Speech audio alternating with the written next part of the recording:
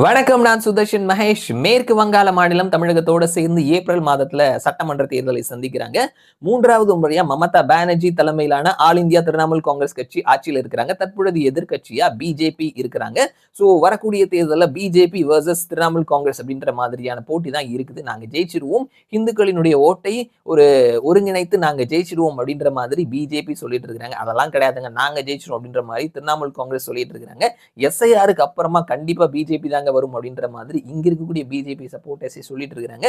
West Bengal சார்ந்த கருத்து கணிப்பு முடிவுகள் வர ஆரம்பிச்சிருச்சு அப்படின்ற ஒரு ஹாப்பியான நியூஸோட முதல் கருத்து கணிப்பு முடிவை நான் இந்த வீடியோல ஷேர் பண்ணிக்க போறேன். த எனிக்மஸ் அப்படின்ற ஒரு ஷேர் பண்ணியிருக்கக்கூடிய கருத்து கணிப்பு முடிவு. ஸோ இவர் ஒரு திரிணாமுல் காங்கிரஸ் கட்சியினுடைய ஆதரவாளர். ஸோ நம்மளே வந்துட்டு கருத்து கணிப்பு ஷேர் பண்ணும் பொழுது நீ அவன்டா நீ இவன்டா அப்படின்ற மாதிரி சொல்லுவாங்க.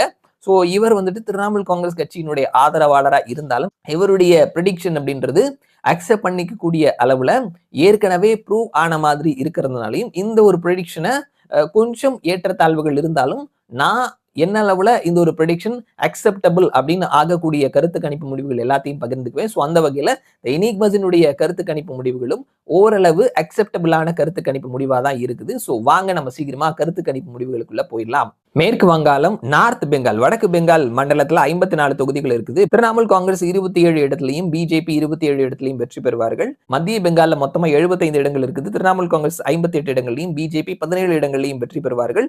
கிரேட்டர் கொல்கத்தால மொத்தமா 109 இடங்கள், திரிணாமுல் காங்கிரஸ் 95 இடங்கள்லையும் பிஜேபி 14 இடத்துலையும் ஜெயிப்பார்கள் சொல்லியிருக்காங்க. அண்ட் அடுத்தது Medinipur and jungle Mahal and இந்த மண்டலத்துல 56 தொகுதிகள் இருக்குது. பிஜேபி 18 இடங்கள்லையும் திரிணாமுல் காங்கிரஸ் 38 இடங்களையும் வெற்றி பெறுவார்கள்னு சொல்லியிருக்காங்க.